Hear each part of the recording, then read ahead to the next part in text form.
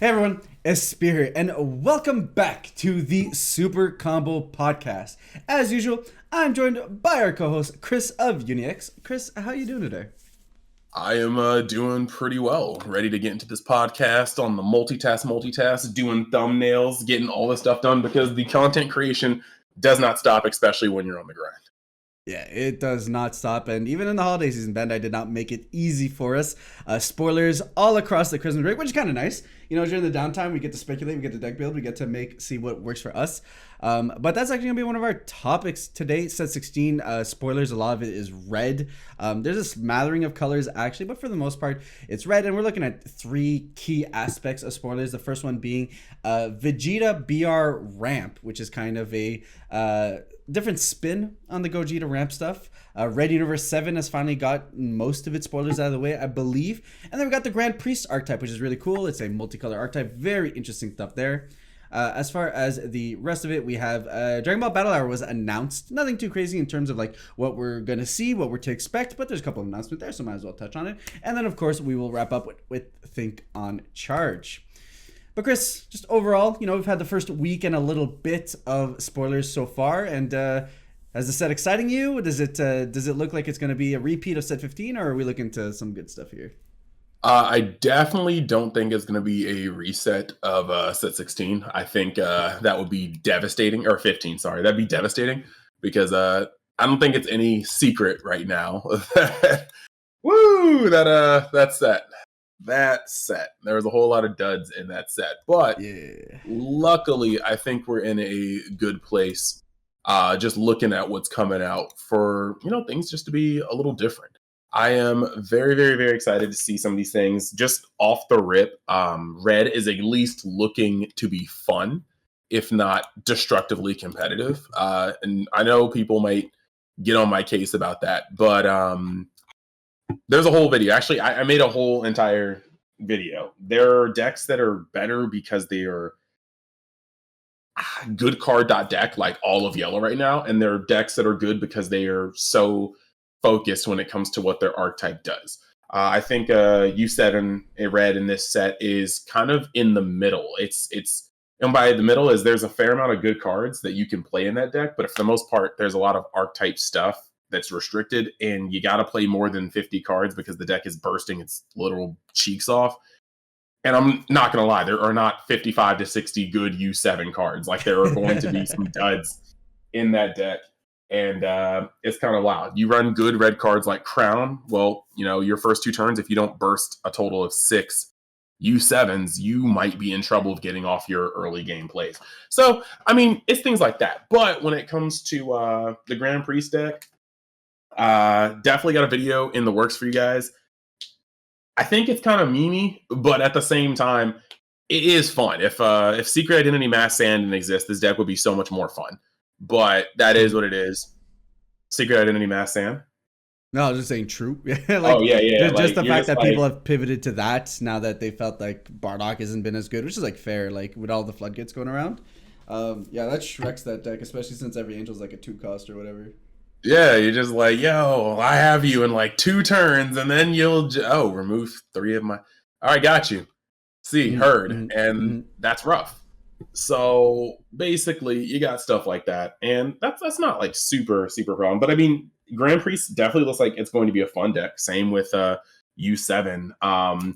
Black, I still have my eyes on Black. I'm waiting for it. But I think this set shows a lot of promise. And when we looked at the secret rare that we just got, if you just kind of look at the card quality, this seems a step above what we just got last set. So I am excited to see what the rest of the spoilers are. But as per usual, we will have to have some of the previous format trimmed if this set's going to make an impact. It was just that last set, like, ain't no way. Like, even with trimming of the previous format, that the set still just kind of came and fell flat. So, sheesh, I'm looking forward to it. It should be good.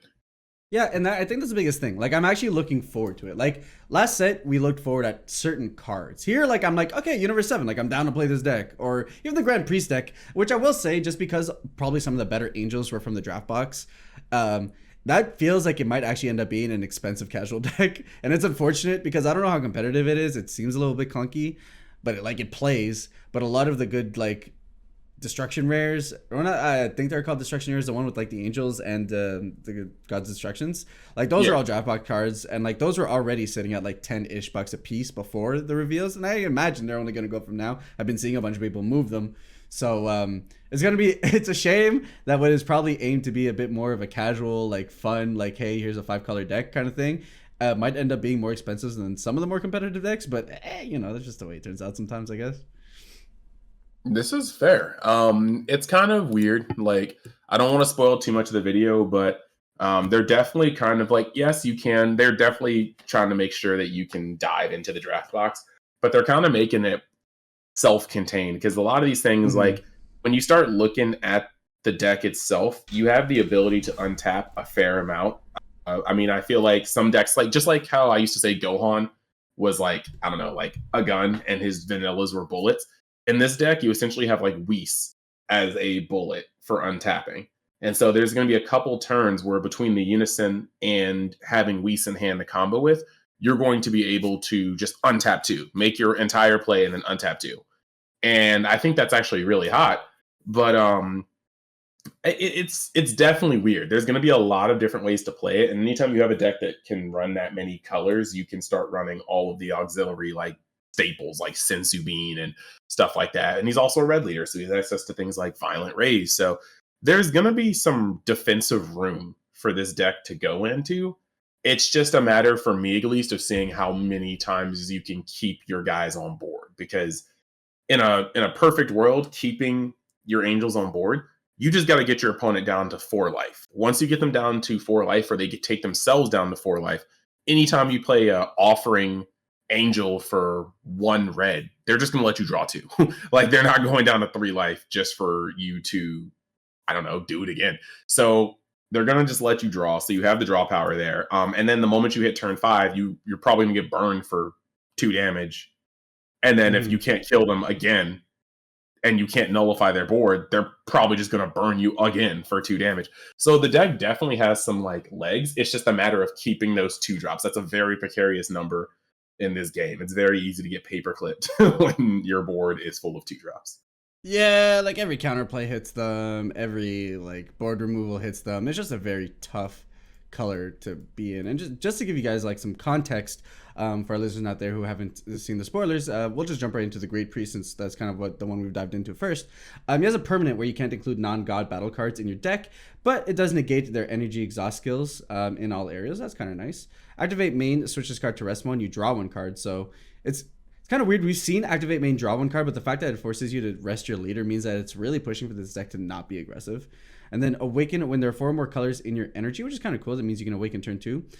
You can switch a card and up to 2 energy active mode and go down to 6 life and flip it over. Whereas on the awaken side, still has the same permanent with an activate battle this time, where you get to switch the card to rest mode to draw a card and then choose 1 multicolor god card in your hand and use it in a combo. So you're really not trying to attack with the leader in this deck.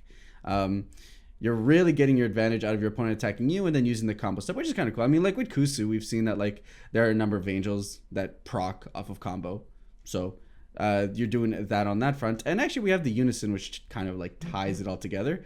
Great Priest Invitation to Battle is a 3 specified blue Unison, which is kind of weird. But he has an activate main for 3, where if your leader Zeno or Great Priest, you get to play from your hand for 3 markers. Activate battle for +1. You get to switch it to rest mode, then switch up to 1 blue god card in your energy to active mode, then choose up to 1 god card with a combo cost of 1 in your hand and use it in a combo. So you're getting an additional combo. That's kind of nice, especially since there's everything in here is combo cost 1. Some of them cost combo cost 2, which I think is a little bit. And then -3 auto. When your opponent plays a battle card with energy cost greater than their current energy, you get to return that card to its owner's hand. So flexible, interesting. It is kind of weird that have we ever had a leader that has a Unison that is the same character? So like this is a Great Priest deck, and I think it's meant to work with this Great Priest Unison. So it's a Great Priest in a Great Priest.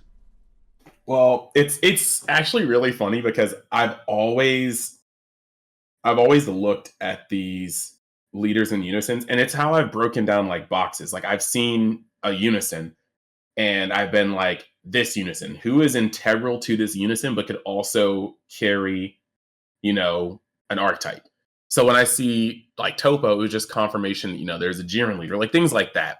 Mm-hmm. So, but they've never really done anything where it's like, a leader and the unison the same dude, but like Grand Priest is just so ballin'. He doesn't need a second. He doesn't need a partner. Grand Priest is like he puts on his glove and he's like, fine, I'll do it myself. And he's his leader and his unison. That's just actually hilarious to me. But it's just that part. I can't get enough of that. That part is just it will forever be funny to me. Mm-hmm. It's actually just really, really. I want to like this deck a lot. I just don't. I don't think I will either. Yeah, I don't think. I'm really scared. Like, I don't think any of the cards do enough. Like, you have a lot of things that like are answerable. You have like counterplay timing. You have counter attack timing. You have a burn card. Erase a universe is a 0-cost card, but it has an activate main for one of every color.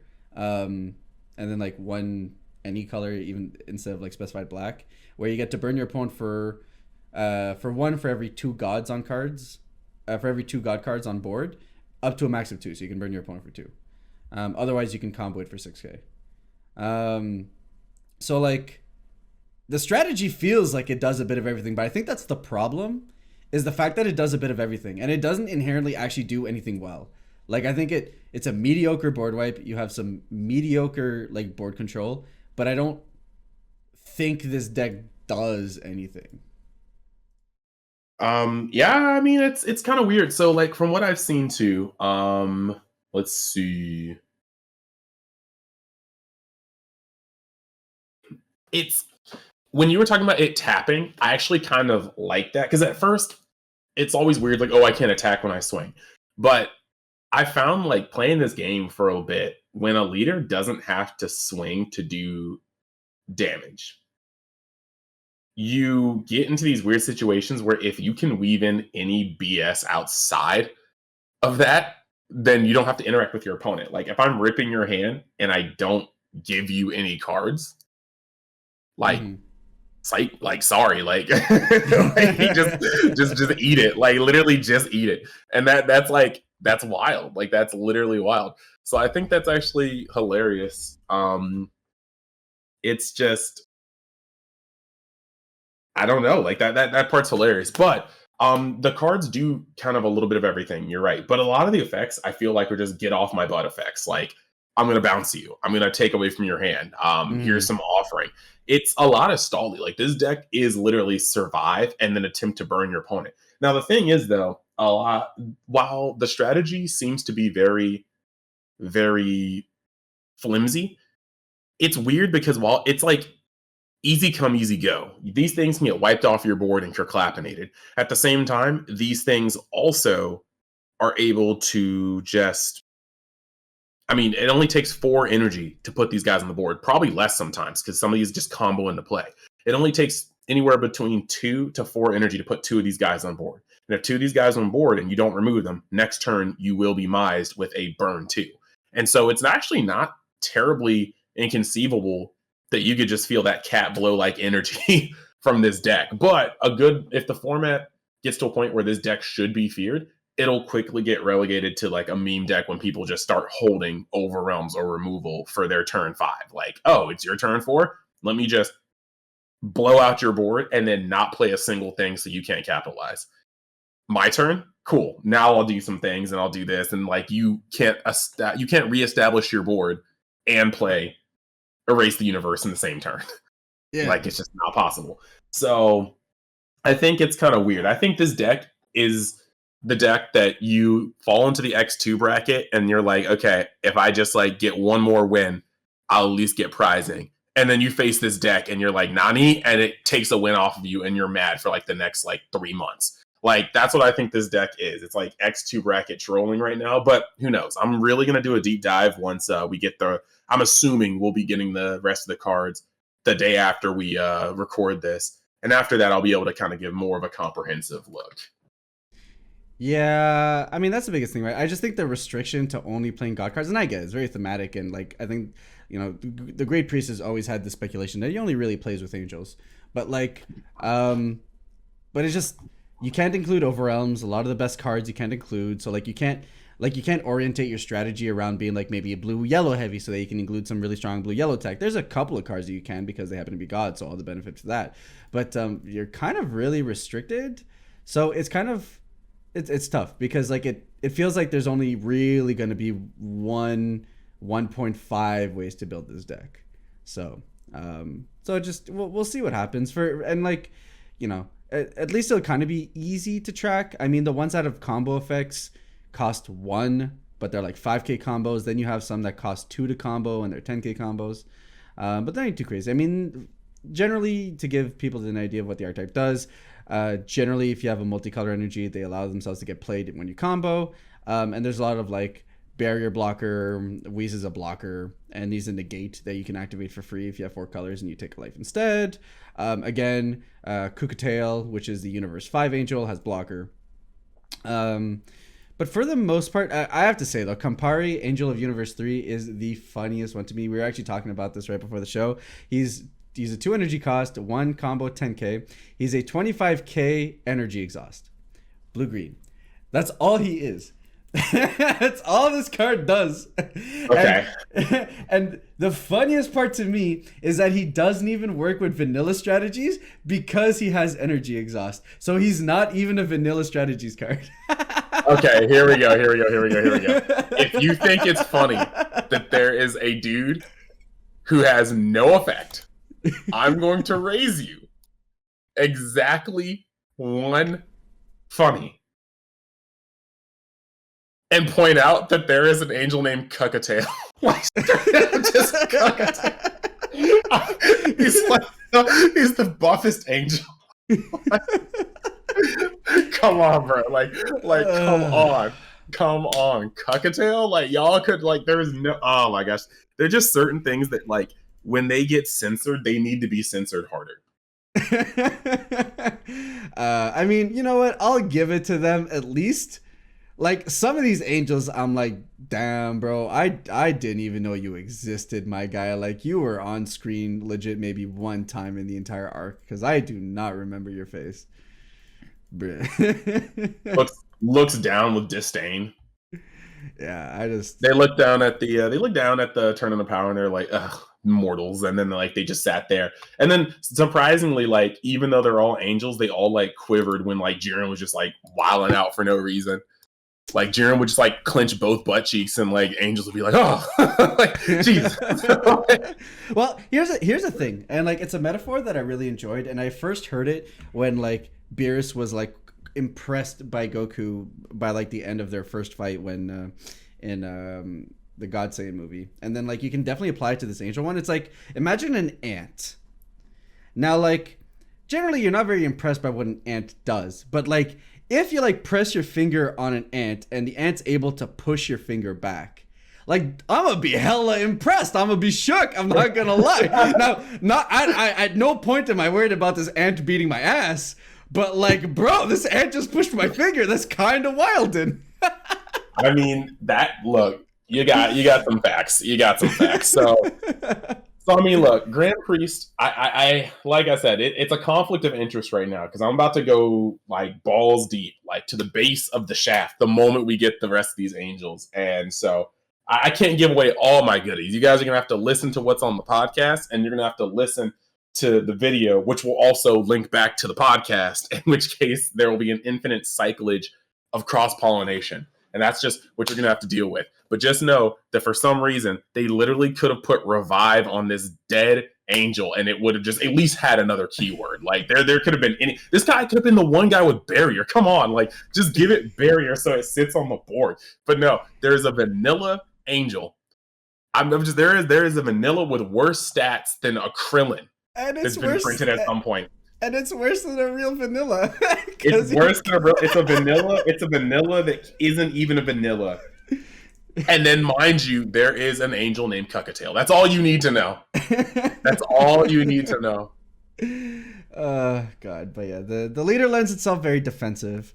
So who knows? Like I think like they need a win con, and I don't if they bank it on that burn being like their full on win con, then we'll see. But hopefully the other angels help bring it together. Otherwise, then what the angels really represent, I think it was just an excuse to print a bunch of multicolor cards in a non-multicolor set, and like a lot of decks will be able, like Kusu works in a lot of decks just because she's basically like power crept Vegeta the Cruel. So this could have been their excuse to push multicolor support onto a number of decks. There's a couple of SR Angels, a couple of rares that are decent too, and then just throw it together in an archetype to kind of bring it together. So at the end of the day, like not every archetype needs to be a 10 out of 10 competitive wise, but it's flavorful.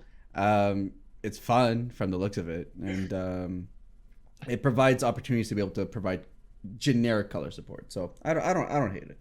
I don't hate it at all. All I know is that I'm going to have a lot of fun if I do troll with the deck when you're at 4 life and I'm just like combo for free, pay 1 red, offering, and then you just go, yeah, draw 2, dude. And I play Pot of Greed! Like that's literally just what it looks like to me. Like that's just so wild. Like who the crap's going to crit a life for 1 energy? It's like, nah, just draw 2. I think that's actually like really crazy. So your next topic, sir. Yeah, well, the next ones over are the ones near and dear to your heart. We got Universe 7s. And so from the looks of it, it does seem like this archetype is going to be like half Vegex-ish. There's like 1 or 2 cards that end up playing themselves when you mill them. And the other half is just basically getting good bodies for cheap for doing what your deck was doing. So it feels like I was saying in our first podcast episode, this archetype feels very cookie cutter in that, like Helku, it has an interesting way of doing something, but it just feels like a way to get double strike, crit, and like blockers on board. So one of the hallmark cards here is like Android 17 for the universe's survival. It's an SR, 3 cost, 2 specified red. It's double strike for sparking 7. Auto. When this card attacks, look at top 3 cards on top of your deck, add up to 1 mono red universe 7 card among them to your hand, and then place the remaining cards at the bottom of your deck. Activate main, limit 1 for 1 red. If your leader cards are red uni 7 and there are 5 or more uni 7s in your drop, you play it from your hand. So I think this is the first time we see sparking on like a keyword skill. And again, like this just feels like, I get it, you get to play it for 1, but it's limit 1. And like, I don't know. It's a good card, don't get me wrong, you're 100% playing this card. This card is like super good. But it feels tacked on just to be like, hey, here's the reason why you're bursting. It's kind of funny because like, okay, so here is how I see it. Everything is thematic, okay? Like Grand Priest doesn't swing. Why? Because Grand Priest doesn't get his hands dirty. He lets his angels do everything for him. So he don't swing, all right? Cuckatail is incredibly buff because generally it's the buffer dudes you never expect to get cucked getting cucked. It's all thematic. Bandai knows what they're doing. Bruh. Now you're at this U7 stuff, and something I find cute because literally Bandai is all about that thematic flavor. These guys all can be dropped in theme, but they mostly gain effects when they're sparking. Do you know what your deck is? Your deck is essentially another life pool. When your deck runs out, the game is over. Basically, when you have sparking, it's because you're bursting. When you have burst, your deck is running out. So when your deck is low, when the game is about to be over, when the tournament is getting to its final hours, these guys all get stronger. And they're like, for the universe's survival. You're running out of time. Your deck is time. They gain additional effects. I think that's thematic flavor. Bandai's all about that. Yeah, I mean, it's super thematic. And it ties in with the leader really well. But like that's what I was saying when we were talking about the leader last episode, where I was just like I feel like the only thing that's going to make this leader viable is if the entire archetype really only works with him. And he kind of does, right? Like Gohan, you can't reliably like get that many Universe 7s in your drop with Gohan. Like that's just not happening. So believe me, guys, I done the math. It's 17 is one of the only usable cards from that Goku deck in Gohan. And even that, you're using a dude that should come out on turn 2, on turn 3 or so. Unless you really want to go overboard in the comboing, in which case you're probably miscomboing. I can't. Yeah, so it's a hard life. So yeah, so you're using that leader, but like that's fine. Like if anything, it has made me want to use the leader, right? Like so we have our double striker in the form of Android 17.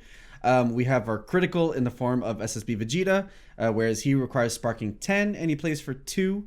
And then when he's played, you draw a card and he pops 2 cards with barrier for -15. I mean, that's just valuable. You have Frieza, which is the dual attacker. Again, he gives a battle card minus 15 when he's played. Does not ignore barrier this time. We have a counterplay. Son Goku, Sign of Mastery. Limit one counterplay, play this card for 3.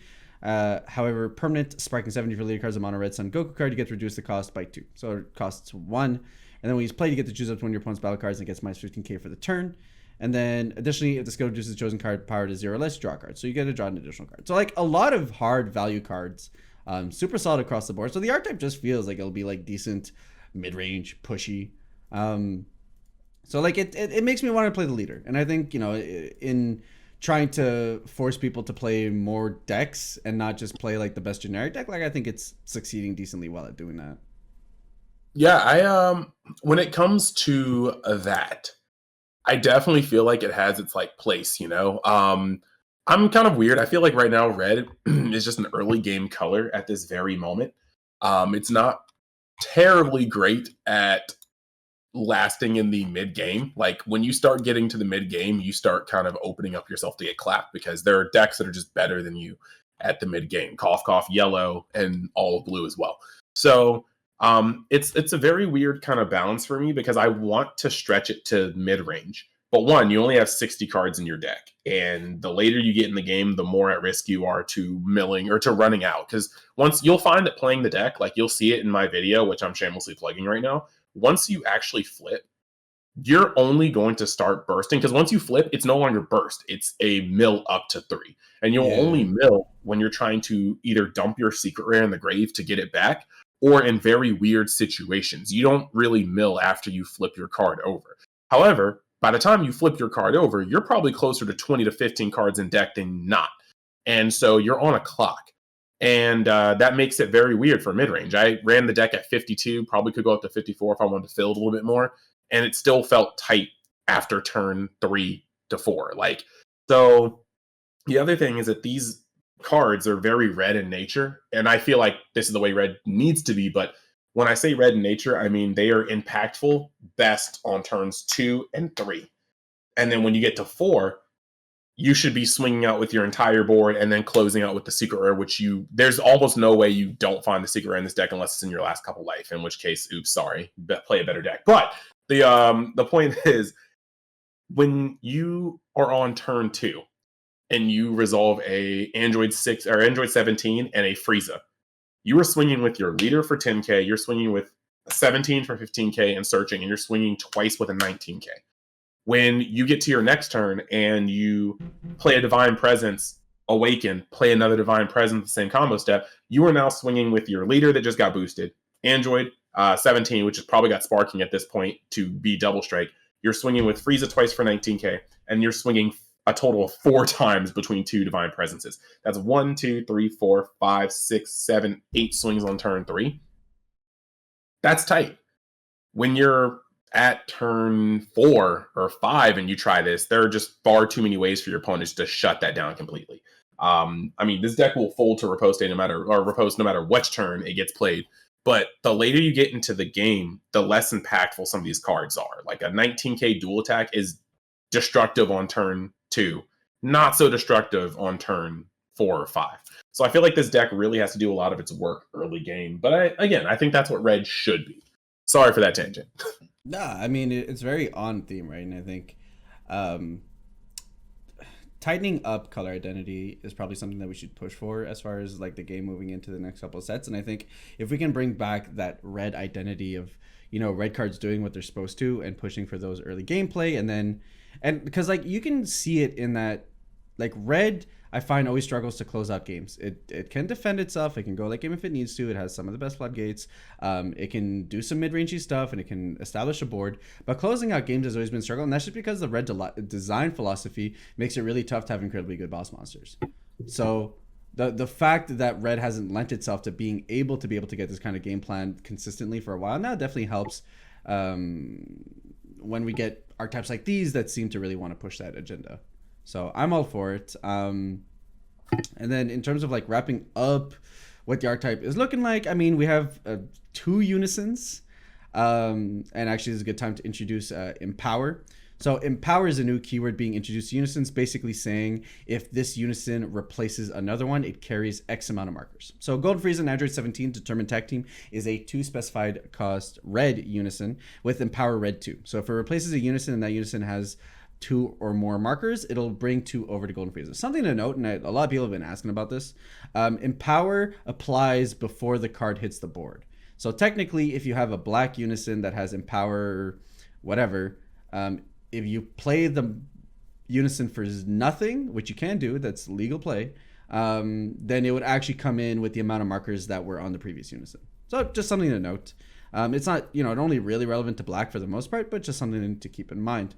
Golden Frieza has an auto burst one. If this card has 4 or more markers, when this card is played, draw 1. So basically either you're paying 4 for it or you pay 2, and it has the empower 2.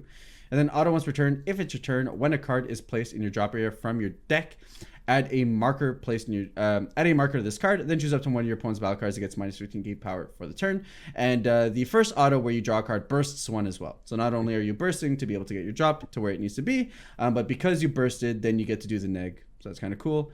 And then you can do the -4 activate main where it gets 5k power and triple attack, which means that like the turn it comes in, it can actually -4, which is kind of cool. Alternatively, we do have Super Shenron. He has empower red for 6, and that's mostly just because he has a -7 activate mate, where if you're a universe leader, you get to draw a card and then gain a life. Otherwise, he +1s to draw you a card if you have 4 or more in hand, or 4 or less in hand. So they're fine. They're okay. I mean, I could see the Golden Frieza C play just in general, but I don't know about Super Shenron. Yeah, let me tell y'all something. All right, let me play good cop, bad cop. If you can't tell, Espira George here, he was the good cop, so it's time for me to give you the bad cop real quick. All right, I'm not saying I've been testing the deck, but I have nothing better to do in my life than to be testing Dragon Ball Super during the holidays. So say about that as you will, but the point is, turn 1, you burst 3, you draw 1, you discard a Universe 7. If your deck is built consistently, that is 3 Universe 7s, and you are dropping a 4th one in. Your second turn, you do it again. You tap 1, you play Android 15. That is turn, or 17. Turn 2, that is a 15k double striker that is going to search the top 3 cards of your deck and do that, okay? Now, let's just go to another planet where you're playing unisons, and you can't just play the Golden Frieza and Android 17 unison without another unison, because otherwise you're never going to get him power off, so he's going to be incredibly costly. So you're probably running no less than 6 unisons in a deck. You got your Crowns of Retributions, you've got your extra card negates. Turn 1, you mill a Universe 7 and 2 non-Universe 7s. You discard a Universe 7. That's only 2. Yeah. Turn 2, you do the same thing. You can play your Android 15 or 17, but it's only going to be a 15k to search the top 3, which is still very good, but not the double strike pressure it could be. Critical failure, your second one, you miss completely. You mill 2 unisons and a negate, and you discard a U7. You, at this point, have 3 Universe 7s in your grave. You cannot play any of your cards.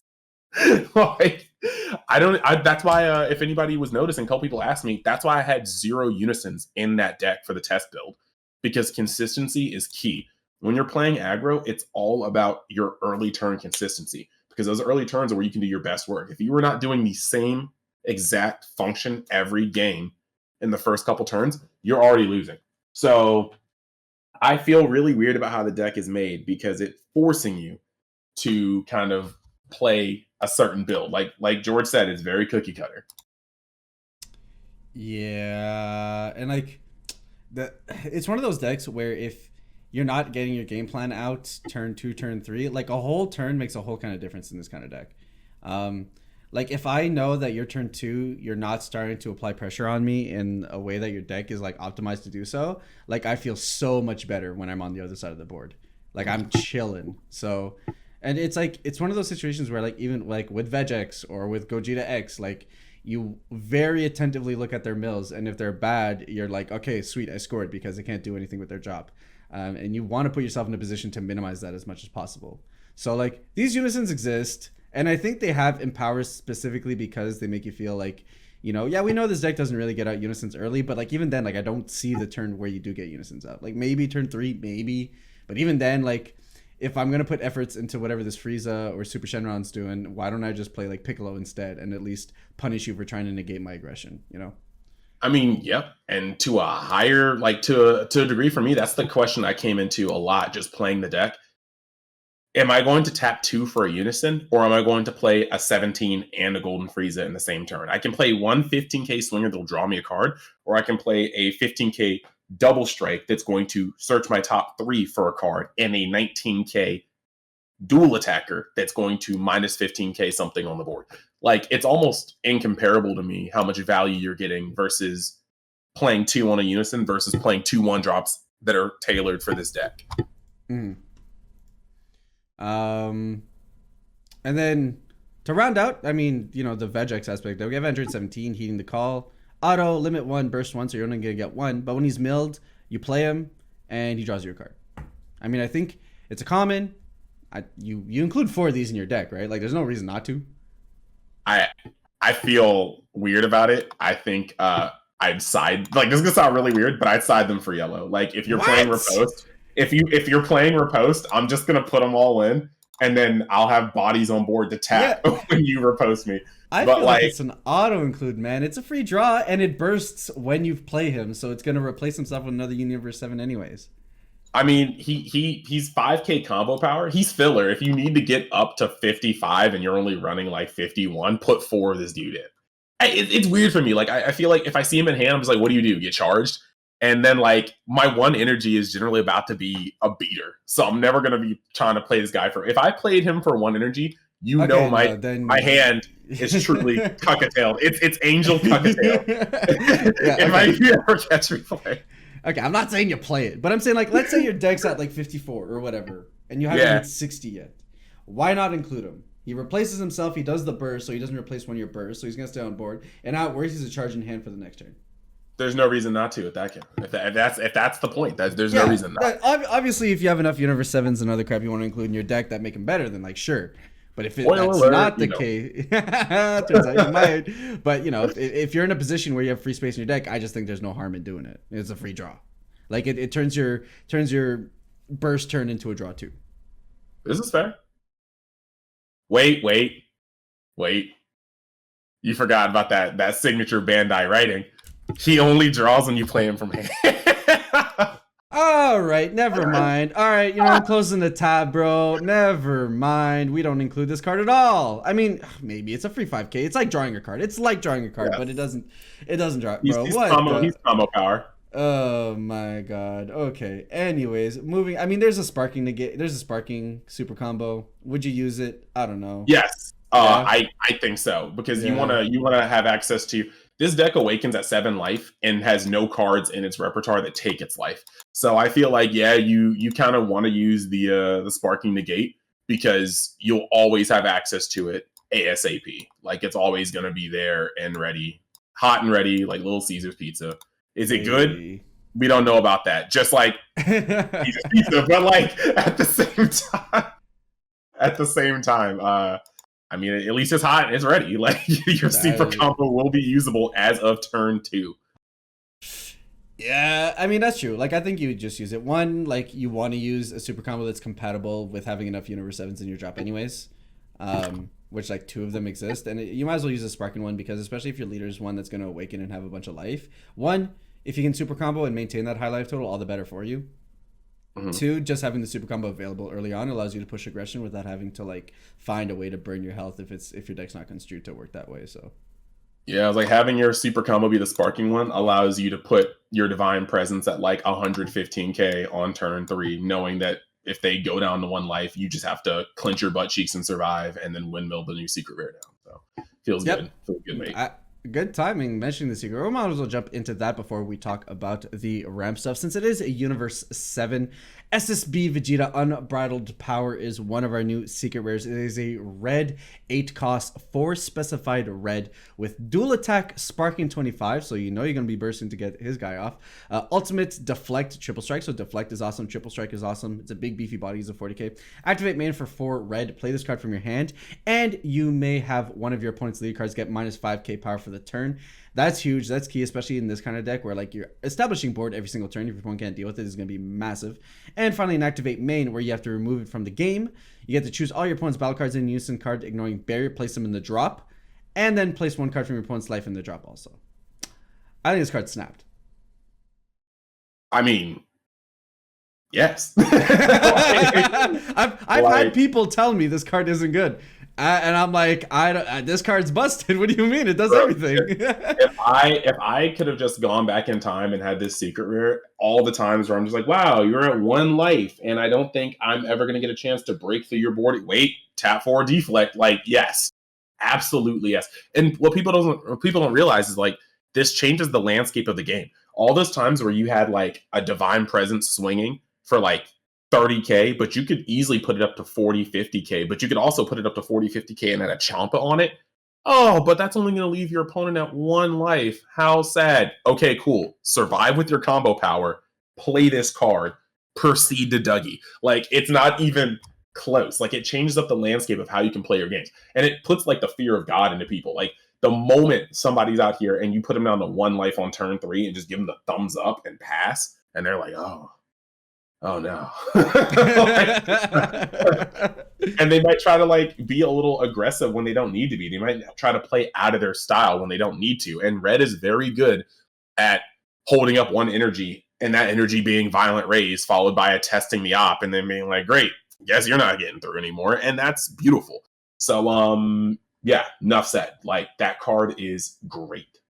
Yeah, it's incredibly good. Having deflect is huge. I mean, and thank God it does, because this one costs 4. If unison, if secret rares that cost 0 and 1 are allowed to exist, then at least the one that costs us 4 has protection. But I think like this feels like a finisher that Red's needed for a long time. Like, I haven't felt this good about like a red secret and a red finisher since like maybe like since the Frieza. And like Frieza was good for its time, but it didn't scale because of like how hard it is to get on board, and the fact that like there's no guarantee in your swing actually getting through. But this one I feel so confident about because like getting your opponent to 1 is so good. It's a finisher that I can guarantee in the right deck, and it doesn't need to be. The only thing that requires this to be in a Universe 7 deck is the dual attack. Like this Universe 7 deck is the dual attack for Sparking 25, which other red decks can definitely get there. I mean, otherwise you still get to play it. He's not leader locked. He just happens to need 4 specified red, and like he's a complete board wipe. Battle cards and unison cards, ignoring barrier. And then you get the burn. So I think he's incredibly strong. And it's just super solid card, and like one that I'm excited, like super excited to play. Though I will say, like, and I'm like, like we name drop videos about here, and this is a video I'm going to make sometime, probably next week. But like, he's a Vegeta's lineage. What the hell? At this point, we have such random Vegeta's lineage cards. What is this archetype even supposed to be? Look, bro. Like this is probably just flavor, but like I don't understand. Like, we have red-green Vegeta lineage stuff. We have some King Vegetas that are Vegeta's lineage. We have rando Vegetas that do nothing with those previous two, and now this SCR is Vegeta's lineage. And I don't know. Look, bro. Look. All you need to know is that somewhere on the horizon, Vegeta's lineage is building. And we don't know when it's going to be a deck. We don't know where it's going to be a deck. But are they making random cards with Vegeta's lineage that have no correlation with each other whatsoever? Yes. And one day, these cards will come together. But they might do something. One day, they're going to print a set and a TP and a theme booster. And this card is going to become $2,000 because on turn 2, you can straight up red ramp yourself into this card and punch your opponent for 6 and blow their socks off for game. So get it while you can, guys. It's coming. All these fingers are gonna clench into a fist soon enough. Someday, man. It's just like when EB came out and like they showcased like the red, green, like lineage stuff. I picked up foils of everything. I'm like, all right, cool. This is the next Vegeta's lineage. All right, let's see it. They're just prepping us for the next set. And then the next set came out, and we got Dick. And I'm like, all right, bet. I guess, multicolor sets are going to come eventually. We're going to get some support. And, like, next set came in, and we got, like, a card. And it didn't do anything. And I was just like, I don't understand. What's the point? Like, and all these cards are so disjointed. And then I told my stream a number of times, like, guys, I'm telling you, Vegeta lineage is coming. Get ready. And like that one, I feel like I cheated. So I mean, thank God the cards were never expensive, so at least no one like broke the bank on it. But like, bro, I am so confused as to what the vision for Vegeta's lineage is supposed to be. To our audio listeners, we did have to pivot some audio because Chris has to make his way over somewhere. But the ever so committed content creator he'll be sticking with us until we wrap up here nevertheless. So moving on from that SCR Vegeta rant, which don't get me wrong, I still love the card. I think it's a like 10 out of 10. I love it, and it's a gorgeous card. You guys definitely should check it out if you guys haven't seen it yet. It is available on the official Dragon Ball Super Card Game Facebook page at the moment, and it might be on their website by now. I'm not going to confirm that because I can't actually say, but definitely worth checking it out. It's a gorgeous card. The moving on from that, the last set of spoilers, and it's one very near and dear to my heart, is these new Vegeta promo along with associated BR cards, which is kind of a variant on Gogeta Ramp, a deck that I had previously taken to a regional top 3, and I'm very excited to see them try and tread new waters with this. I know that Chris, you've been digging deep. You made like 2, and I think there might be a 3rd at some point. Videos coming out talking about the different options and what this card does and the spoilers and all that. Well, one, before we even get on that, talk to him some more, cuz flex a little bit with that Gogeta ramp victory. But I mean, yeah, I literally made one, and I was out of my mind, and I was like, VSA, how would you guys like it if I made a Vegeta video and just dropped it at like, I don't know, this time late at night? And they were all like, yeah. And shout outs to you guys, because I'm gonna put it out there right now. I would have never thought I could just drop a video at like 11:40 p.m. and have it maintain the same viewership as something I drop in like a prime, like lunch ish, a little earlier time. So thank you guys for sharing that video. I am very, very grateful for that support. But then the very next morning, we actually got like game changing spoilers for that deck. And it really was funny because I remember saying at the end of that video, I was like, you know what would actually really be good for this deck? Another fusion, like a Veku, maybe 2 Vekus, both red, blue. So you have a good charge, have one of them ramp, have one of them search. And then the next morning we get a red, blue Gogeta that ramps. And I'm like, all right, well, there it be. And also, I'm still kind of concerned that there's going to be another red, blue, because one, we haven't seen any blue Gogeta. And I just can't imagine they'd be like, here's his leader, here are these fodders, and here's this like intermediate, fusion, but we're not going to give you a brand new Gogeta boss. So I still feel like we could be in for like an SR red blue, especially since there's going to be a lot of SRs this set. So I feel like we still could be in for an SR Gogeta blue that's red blue, so you can search it, charge it, do your thing. But yeah, I mean, I do have a 3rd video coming out. I'm just squinting now. The deck list still needs to be refined, and frankly, at this point, I'm kind of so on it, and I'm actually trying to take my content a lot more seriously. I don't want to, even though I can do a whole U7 Goku video and like not discard for Goku's burst effect once, that doesn't mean that you should not count on me to read the other effects and try to take my time with these things. And frankly, that was only about 2 turns per not discarding. It was only a difference of 2 cards, so like Crimea River. But at the same time, I am working on getting a good Vegeta deck so that you guys can have something to look at. Because I think there is some fun plays about it. It's always cool when you have red and blue. It's like honestly my favorite color combination, because blue has always been the color of like, manipulation and resource management, and red is the color of aggression. And the whole thing about red is red normally has terrible energy utilization, because if it did, you just be slapping people left and right. But when you combine it with blue, you get some of the most like devastating, like punch you in the face repeated, like double strike, critical, just gang type ish. And so I'm very, very happy for there to be a blue leader that uses red cards, because for me, that combines the best of both my favorite playstyles. I love red-blue decks.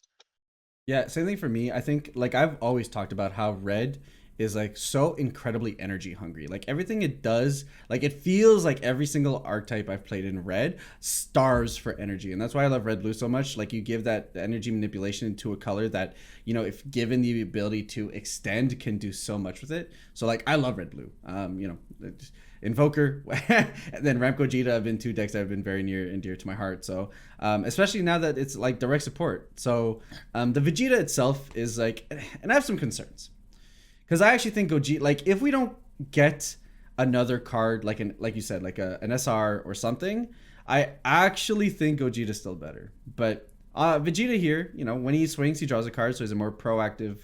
You don't get derped as much by not being able to draw one of your pieces on the front side, and then an activate battle once per turn, which means you can do it on you and your opponent's side. Choose up to one red or blue Saiyan card in your hand and discard it. Look at top 3 cards from the top of your deck, add up to one Goku, Vegeta, or Gogeta BR card among them to your hand, and then place your remaining cards on top of your deck. So Vegeta really foregoes Veku. You can't do any Veku stuff with this deck, or you're really not incentivized to do so. You're really just pushing to do Gogeta, Vegeta, and Goku stuff, and it's choose up to one. A lot of people think this deck's gonna get errata. I don't think it's necessary. I think, yes, while you could be plussing on both sides, the reality is you're plussing on some very mediocre cards that like don't do much. I was about to say. Like here's the thing. As someone who's played an extensive amount of Gogeta ramp, most Goku BRs and Vegeta BRs that live in red suck donkey. Like, they don't do anything, and the only reason you put them in your deck is because they're fodder. Like, they're literally fusion fodder. So, it's fine. And especially since you're only really going to be doing this for, like, your first couple of turns. Like, it's honestly okay. It's not that bad.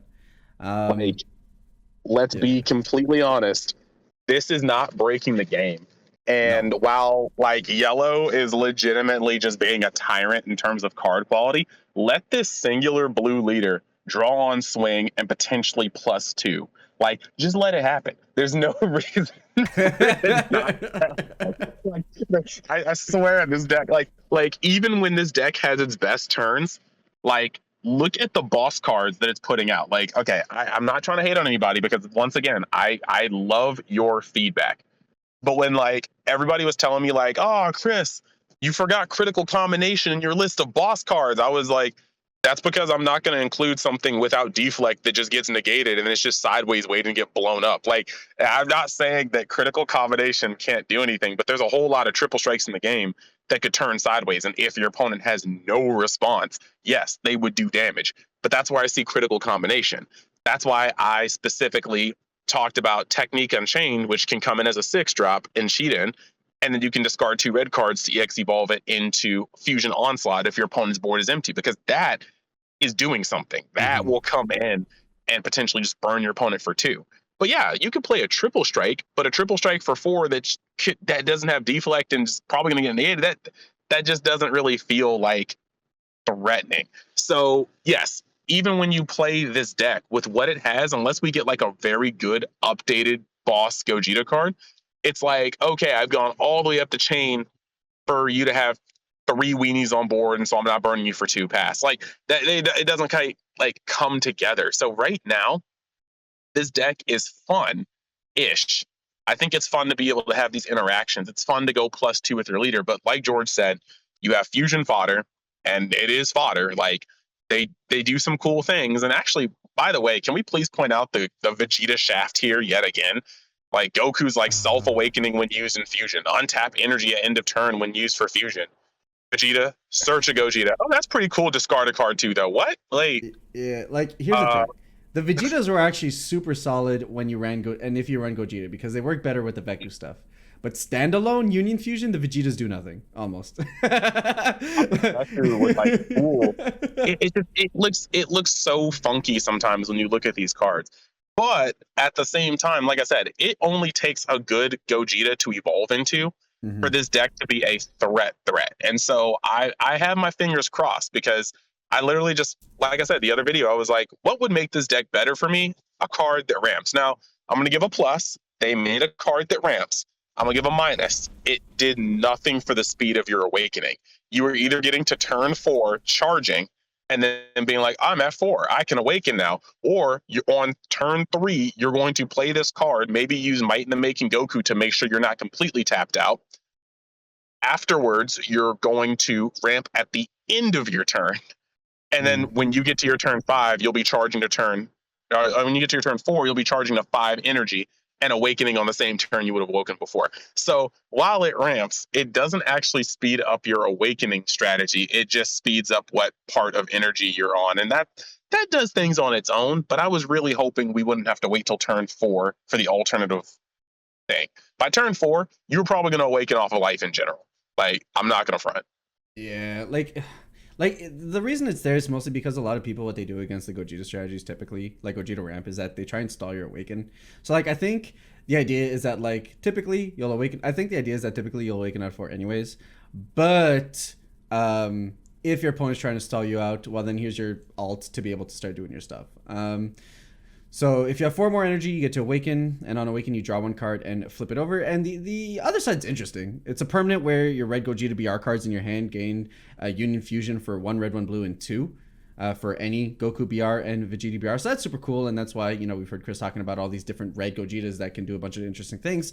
But, you know, some of the really good ones only really have their best effects on Evolve, or they only really work at best with red leaders, and this is still a blue leader. But what this does, and like that's the thing that keeps my mind open to this deck. I mean, I'll just wrap up what it does. On swing, he draws, and then when you play a Gogeta BR card, you draw a card, and then at the end of the turn, you untap a red blue. So like the thing with this leader, and it's like you're saying, like we just need another Gogeta boss card. This leader scales into future design space. You know, if we get good Vegetas and Goku BRs, if we get a good Gogeta, this leader scales with that. So it's a leader you have to keep in mind moving forward, because its ability applies to all red Gogetas, which Gogeta tends to be in red, but additionally because it just has so much cycling on its front side that, like, if eventually it cycles into relevant Gokus and Vegetas, then we have a leader that could be very dangerous. And it's in blue. So on that front, I think it's incredibly powerful, and I think it does a lot. But at the moment, I think, like, here's the thing. If we're talking about your typical burn chain, and I guess it just serves right now to talk about the SS Gogeta. SS Gogeta holding nothing back is a 5-cost unison, energy exhaust blocker, Union Fusion for 3, using a Son Goku and a Vegeta BR. He can't be KO'd by skill, so that's kind of nice. It means a charismatic villain can't get at him. And then at the end of the turn, you draw a card and then ramp a blue-red multicolor from your drop. The turn he's played, so it doesn't do it over and over again. You're a turn behind. As far as energy works for the main combo, where you go into the 6-drop Gogeta to then go into the Frenzied Burst Gogeta to burn your opponent for 4, you're actually a turn behind. You're short 1 energy to make the combo work. So at that point, Gogeta is just better. So at the moment, you don't really have good Gogetas that work with this, and maybe that could change in the future. But at the moment, like, your Gogeta options are like fine. So like what you're gaining in this leader is the cycling on his front side, really, and like the ability to untap energy. But like you're ramping, so like if you're lucky with your ramp, like based on your selection, then especially with the Bromo Goku that could have no energy exhaust if your opponent stepped out. So it's like this weird position where it's like Vegeta's cool, but I don't actually know if it does anything well enough to warrant us doing that instead of doing what we typically do instead. Yeah, and I definitely feel like when it comes to the blue Gogeta ramp, Gogeta currently still is the better deck, especially seeing is that it can still use the new cards that are being released for this Vegeta. Like it can use the new red blue like Gogeta. It's just like that's wild to me. But at the same time, if you, with the caveat of trying to lean on the red Gogetas, it's really weird because it's one of those strategies that is very avoidable. Like if your opponent is caught lacking, or they're an opponent, or you're playing a deck that doesn't really play that many battle cards, yeah, you'll go into a Technique Unchained and you'll swing with it and minus 20k something. Maybe you'll have some other cards in your deck that it could bounce or tuck, and you've been managing their board. And then you swing at one of their battle cards for 30k, but you also burn one of their battle cards. Or you're swinging for 35k, but you also burn one of their battle cards for 20k, and their board is clear. Then you drop 2 and you burn them. And that's cool and all. But like, if I ever see you playing that Vegeta card and I see you charge like a red Gogeta, I'm just going to start playing stuff I don't even need to play. Mm. Like this one drop that I really could keep in hand for 5K. You know what? It's on board in 5K now. You're not. What are you gonna do? Yamcha me? Psych. You're not a red leader. Like it's just kind of weird in that regard. Like I feel like what Vegeta can do better is easily counterable, and what it could be doing, you could be playing a better leader for.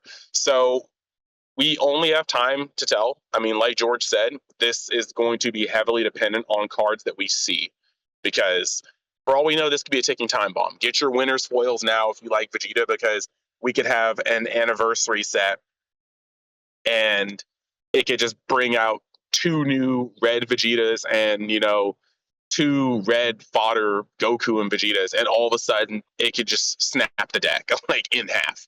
So you never know. I think this game, it's not as bad as Yu-Gi-Oh when it comes to cards tripping over themselves in the future, but every now and then you get a gem. So I think this game does kind of reward you for master collecting, because every now and then you can just blow the dust off of an old card and it's bonkers. But this game, with its archetype leaning heavily kind of design style, it doesn't happen as often as other games, I think.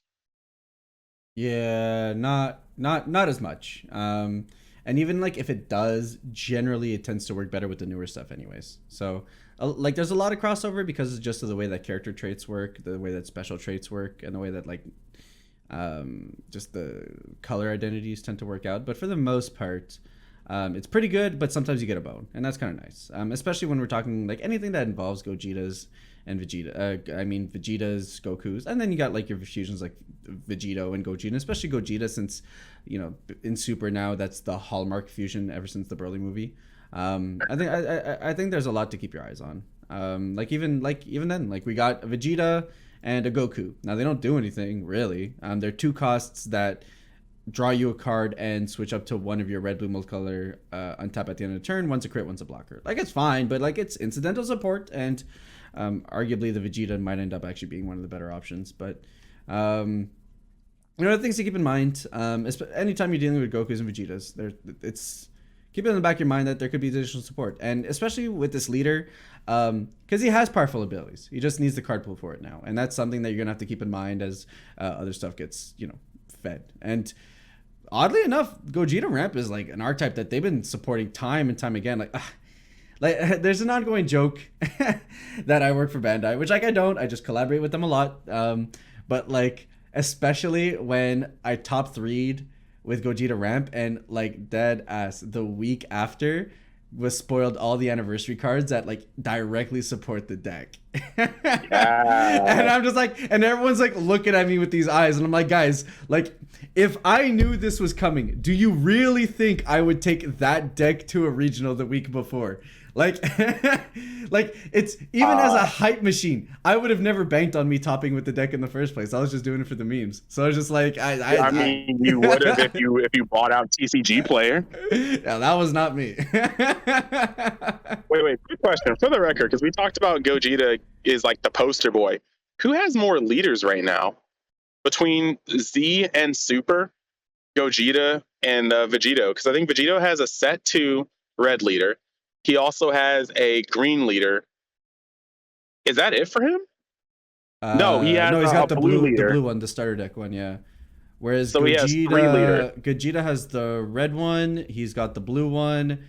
I mean, we're not counting Xeno, are we? Well, I mean, we probably could, because there's no there definitely is a Super Saiyan 4 Vegito, but he hasn't received any Xeno love yet. So we've got Xeno Gogeta in black. We've got Super Gogeta in red twice. Mm-hmm. And then we also have them in blue once. But there's also got to be he's also normal. Like Dragon Ball Z Gogeta has been in blue once. Okay, yeah, no, never mind, no contest. Gogeta. Gogeta's gotten the most cards for sure. How bad. But yeah, I mean, I'm keeping my eyes on it. I built a deck.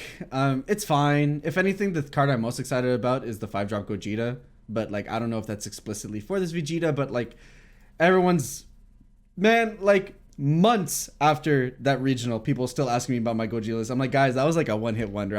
Like, there's a reason we're not seeing this deck at every tournament, guys. And I still get asked about my deck list, and I know people are gonna hit me up about this deck list. So I got something ready on the side, kind of like an idea, but we'll see. We'll see what the rest of the releases, see if they release anything else that's a little spicy. Isn't it great when like you top with a deck, wonder how you got there, but also sleep easy knowing no one will ever do as well with it as you. Like, I can go the rest of my life and probably be like that one Gogeta ramp guy, and I'm like, all right. Exactly. Like I'll see somebody, it's like, oh yeah, I top 8 with Gohan. I'm like, and then I see it's like some store locals, and I'm like, oh okay. My guy, you won with Gohan. Which is why I can sleep. I almost had a scare when I heard that somebody got 5th place at their nationals with it, but then I realized it was webcam best of one. No, I'm kidding. Shout outs to Dylan. Like you definitely rocked it. But I can sleep well knowing that nobody's going through an 8-round event best of 2 out of 3 and doing well with Gohan. Hey man, your result was so explosive that on the DBS Direct, like a couple of weeks after, like, yo, Gohan's on the rise, making competitive waves. That was they were like coming like terms of power, and they were like, go number 1 most wanted Gohan. I was like, oh lord, no. Like, they don't know about Icarus, do they? Like they don't. That was that direct, like almost spit out my drink. I was like, Bandai, no. Like there are ways to show that you were accidentally out of touch, and this was one of them. Like, but it is kind of funny. To be honest, I do have to say Gohan may take some top spaces, not because it's the best deck, but I think it's going to be heavily represented. A lot of people have it in their mind that it's the best U7 deck, and those people, I feel like, don't quite understand that Gohan just has an explosive awakening turn and has access. I feel like Gohan's more of a quantity over quality type leader, because you awaken and you double your hand and you can throw all that hand at your opponent. Mm-hmm. But people seem to kind of watch its high roll stats and don't seem to understand that if the 1-drop is dealt with every turn, you're not really plussing, you're just cycling. And when you start expending cards, you start not doing anything. A lot of people don't realize as well that Gohan's core seems to be very, very thick. So I've been arguing with people. I'm like, I think Vegeta's the better leader, because you just need a good 2-drop red unison Vegeta, and you can just play whatever cards are best in red. That's all you need. Gohan needs a thick core to make his deck work. And then now you have U7 Goku, which I think people are starting to follow into the hype now. People are starting to realize that U7 Goku is probably the way with these new cards, but you can't see a U7 red card be spoiled right now without people being like, that goes in my Gohan. And I'm just like, bro, if I ever see you play Ultra Mastery over 2 Divine Presences at the same time in Gohan, I'm just walking away from the table.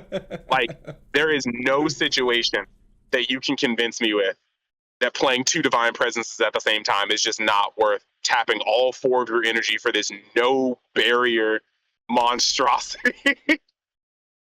But bro, it's the perfect deck for the Frieza Goku SCR. Come on now. Stop. Oh, you're gonna give me the rage. You're gonna give me the rage on channel. I've been fighting with people. Oh my gosh, man.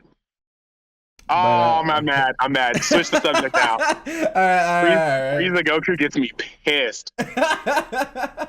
All right. So those were our wrap-ups as far as spoilers for the last set. Of course, next episode we'll go over everything else. I'm not too sure what color we're going to hit on. Probably going to finish the Grand Prix stuff and then move on to another color. So very excited for that. Set so far looks exciting. It's got us talking, which I think is something that the previous set hasn't. So very much looking forward to that. Moving on, not a long topic, but just something to note. There was the announcement that we are having our second Dragon Ball Games Battle Hour 2022, which is happening February 18th and 19th this time around. And for these guys who didn't know or haven't been around for the first Battle Hour, it is basically a huge Dragon Ball showcase. So you have fighters, you have the card game, you have Dokkan, you have Legends. They're going to be doing some of like probably movie trailers and stuff like that. So it's basically an all-around weekend based around Dragon Ball, all the Dragon Ball franchises and IPs and all that kind of stuff. And as far as the card game's concerned, we had a showcase. Last time we had every world champion as well as Eggman as these players' choice, representing all their regions, with Brian Sam taking it down last time. So this time around, it looks like they just announced on their Twitter as of today that last year's Battle Hour champ and the winner of the World Championship are going head to head. So it looks like this time we are going to have a showcase of Brian Samuel versus Andrew Duval, which is going to be very interesting. And, you know, at the end of the day, while not being the most competitive event in the world, because this is just kind of like a one and done invitational showcase, I think is a good opportunity to provide advertisement for the game to the greater Dragon Ball community. A lot of people I know who are absolutely in love with Dragon Ball have no idea about the card game. And I think this is what this serves as like the best role for that. Yeah, see, I agree with everything you just said. And this may sound selfish when I kind of implement it, but Bandai, if you're listening, you just need to like have a battle hour where you put me on every single front. I do content creation for just Dragon Ball Super, the card game. Get me to play. I have a fight stick, and the only two fighting games that I played religiously at one point were Fighter Z, but before that, Street Fighter. Let me play on that too. I have a Legends account. I just made a video. I just pulled your brand new sparkling ultra baby boy Gogeta. Let me play on that. I'll get embarrassed in both Fighter Z and maybe Legends. I'm decent at Legends, but I'll probably get embarrassed depending on who you put me against. But I also have a pretty high tier dolphin bordering on whale Dokkan account. Put me on there too. I could literally be in every portion of your battle hour flawlessly. I'm here for it. But that being said, I do like the cross pollination. It's a great event for everybody to just kind of see what Dragon Ball is doing nowadays. And I think it's coming up in February. I really wish that it was kind of in March, maybe in April, maybe like right outside the movie or right after the movie, because then you'd be able to put in so much when it comes to new stuff. Like when the movies roll out, this stuff rolls across all avenues. Like I can tell you when Dragon Ball Super Broly came out, you were just eating to be a Dragon Ball fan. Like Xenoverse was getting DLC for the Dragon Ball Super Broly movie. Legends released Broly that was Super Saiyan that transforms into full power Super Saiyan. They also released like Super Saiyan Gogeta. The cards we were getting set 6 Destroyer Kings. Like every single avenue of Dragon Ball 8. And so I feel like if Battle Hour is like closer to April, we'd be able to have like so much showcasing of like DLC, new units, new cards. But I'll settle for February. I'll settle for the fact that, you know, I'm not in any of it despite playing all these avenues. I'll forgive you this time, Bandai. I'm really excited to see Brian and the champ himself of this year play it out. I'm actually really excited to see that. Yeah, and I think the fact that it's one game will make it easier to showcase. So like I casted the last one. Not gonna lie, I don't know why, because the sound effects and the music were so loud that you couldn't actually hear the casters. So you know, so a little bit of odd overlap there production wise, but I think it also kind of made it tough to have like a focus on like what was going on in terms of like, because like basically what it was last time was like this big elimination style tournament, and we kind of like got down to like the finals. I think the fact that it's in like one game, we're going to be able to showcase like the entire game.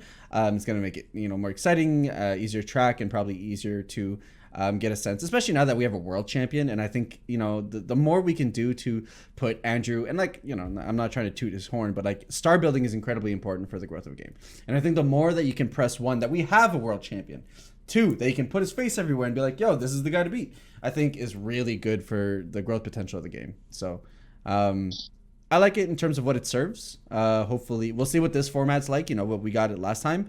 I did find it a little bit hard considering they had like 4 or 5 YouTube channels all running streams at the same time. So figuring out where you need to go was a little bit complicated, but you know, first time around, you're trying new things. So hopefully for the second round, tightened up, and we'll be able to enjoy the game and see how the reception is. And, you know, last time we got card spoilers as well as movie spoilers, or not movie spoilers, but just spoilers about the IP in general.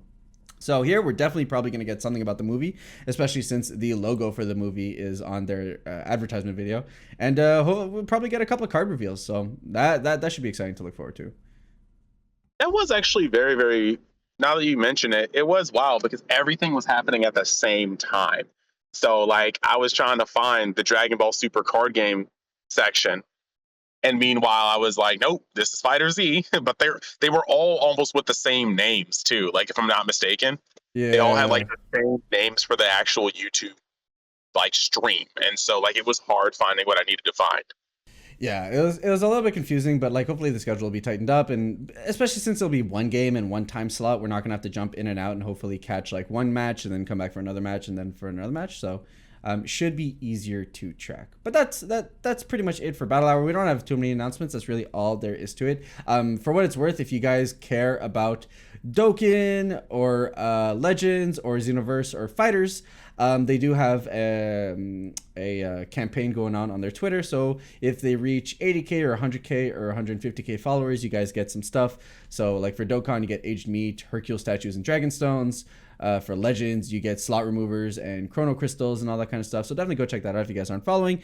I don't play these because I suck when it comes to doing dailies, so like it's really hard for me to keep up with gacha games. But I mean, hey, if you guys are into it, well then you guys can get some free stuff if you guys push the promotional material there. The way you pushed that Twitter post and the campaigns, I thought you did play. I was like, what you know about slot removals and chrono crystal? I know how to read the picture. That's all I got. How to read?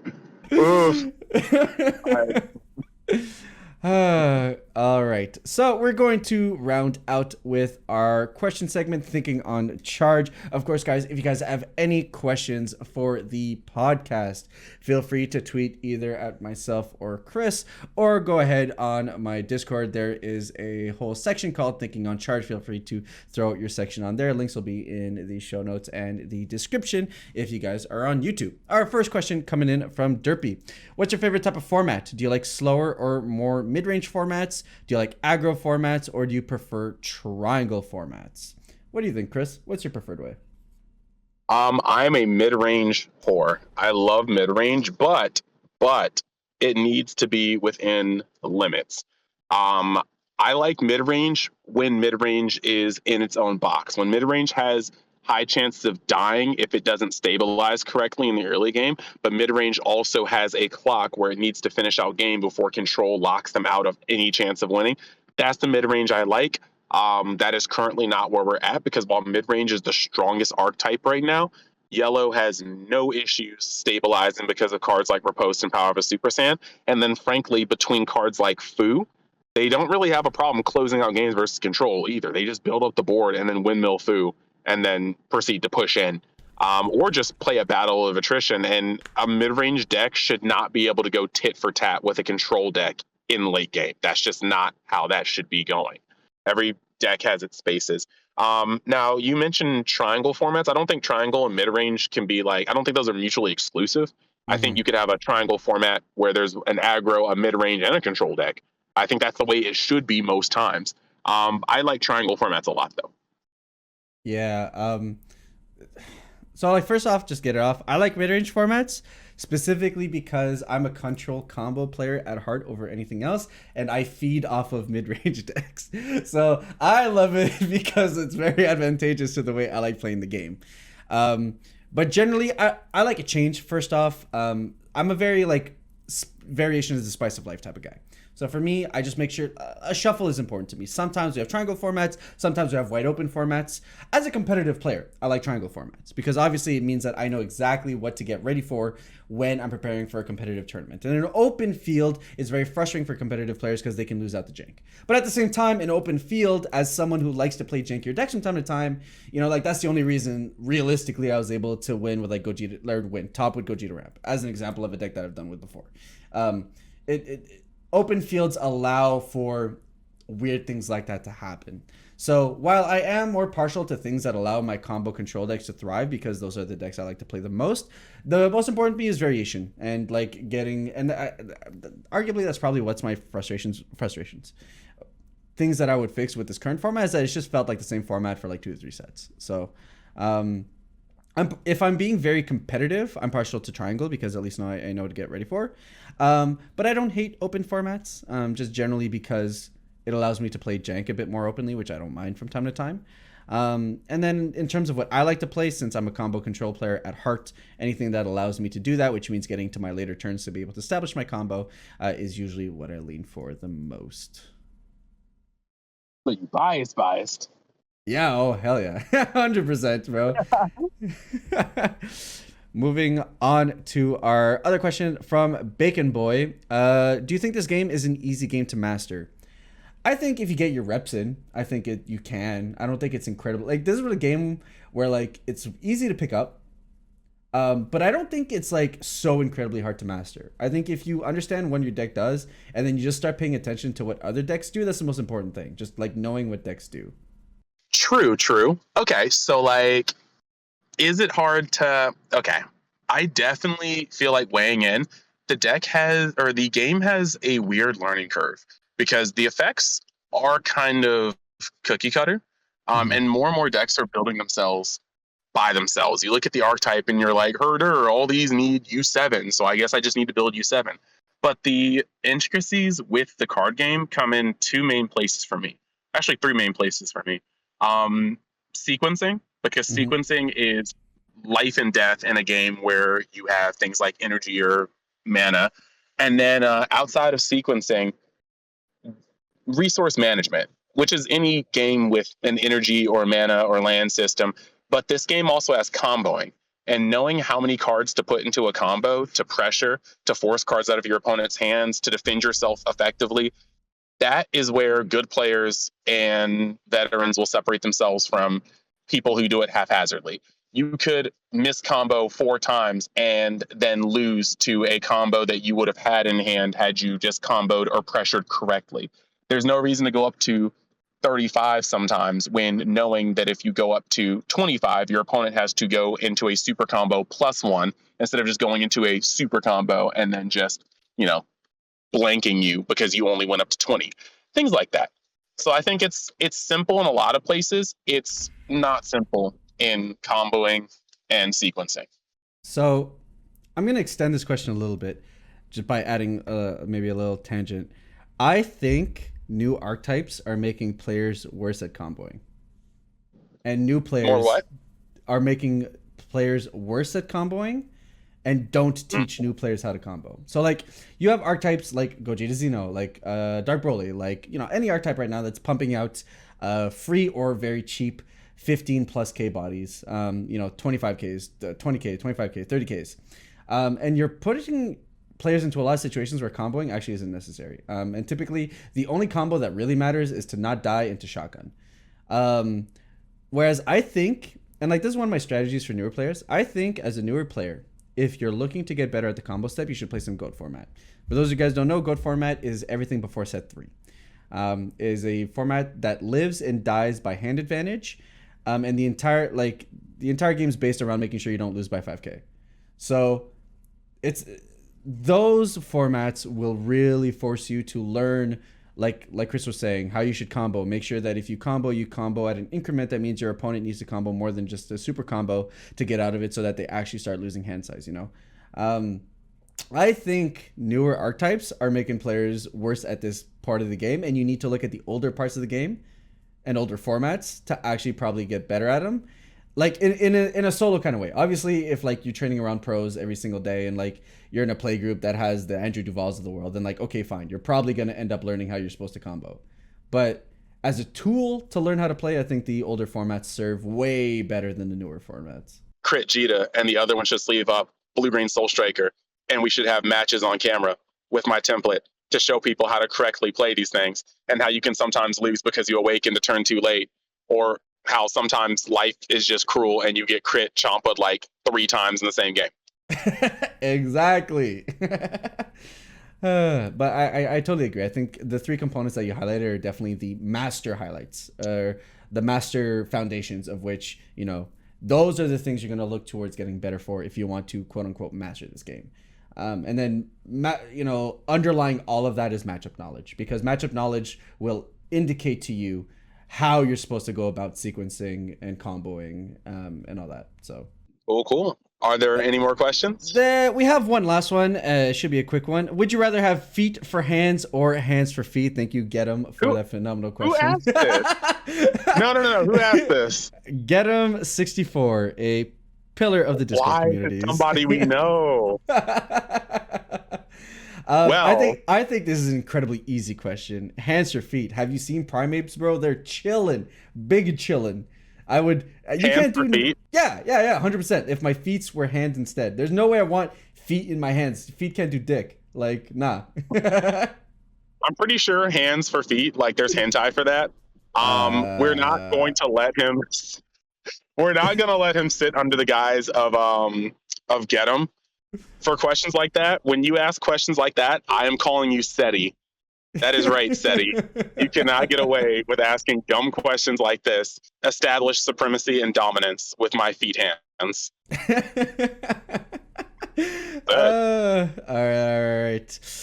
But with that said, guys, that was everything we had to go over in today's episode of the Super Combo podcast. Chris, is there anything you'd like our viewers to be aware of coming down the pipeline for your channel this week? Really, it's the same as last week. I just kind of pour myself into the channel. I think tomorrow we'll do a Grand Priest and Angel video because they should be giving us the last of the spoilers. We still have 4 days left in the week, but I think what we're going for this week will be the Grand Priest video. At some point when I'm feeling like they're not going to put out more spoilers, I'll put up my Vegeta deck list and show you some of the plays, much like I did with Universe 7. I'm going to see if I can get another fight night up. You guys really like that, but it's also intense editing. Mm-hmm. And while I pretty much don't have a life right now, there are some times where I don't feel like sitting in front of my screen for 6 hours doing a bunch of videos.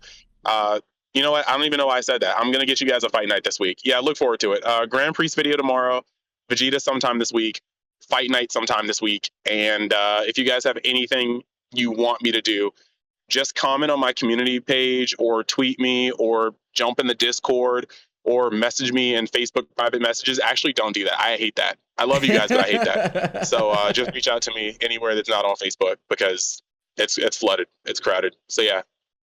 Yeah. Smooches. Yeah, of course. On my front, we are looking at, I talked about the 101s last week and, Christmas happened, but again, those are definitely coming out. And just to specify, they are for set 15. I know it's kind of dumb to do them when we're about to get, 16 spoilers, but I just want to make sure those get out of the way. When they do come out, they're all going to come out in one burst. So like in 2 days, they should all be out because I'm not trying to lock up my upload schedule for like 2 weeks just to do like once a day. It'll hurt their individual views, but I don't really care. At the end of the day, I see the 101s more as a player resource more than something to drive viewership anyways. And the streams should be kicking back up. Tomorrow I might be locked up, and by the time the people hear this should be today. But Thursday, hopefully get some gameplay up, and then we should be able to do gameplay throughout the entirety of the gameplay should come back consistently Tuesdays and Thursdays starting the next week going into the new year. So those are the exciting things on that end. But that is that, guys. Of course, if you guys want to check out Chris, it's UniXDBS and now UniXDB for any other Dragon Ball stuff on his end. Look at you plugging my second channel. Look at you. All right. I do have to just kind of let people know. I realize that might have come off as crass. It's not that I don't like people messaging on Facebook. It's just that since that has my personal conversations too, it's a lot easier for you to get overlooked when you message me on Facebook. So that's just a warning. It's not like I won't get back to you. It's you just might not get talked back to in a little bit, which actually isn't any different than Discord because I'm really bad at that. Look, you know what? I'm just bad at responding. Come at me however you're going to come at me. I'll respond when I respond. Thank you for the plug. And next time we actually meet in person, we need to have an in-person podcast because our time at Nationals was very limited because you were casting and living the dream. But yeah, I don't know, living the dream. I mean, yeah, no sleep, I guess, but hey, can't complain. When I was sitting there, literally, I was in every other feature match. I mean, if I don't specify to players what that means, that could just mean I was at table 1 all day long. But that's okay. We'll let that slip. Hey. But yeah, with that said, guys, that was our episode of the Super Combo Podcast. Enjoy your week, and until we catch you next time, guys, best of luck with your top decks. You guys have a great night, day, thing. See ya.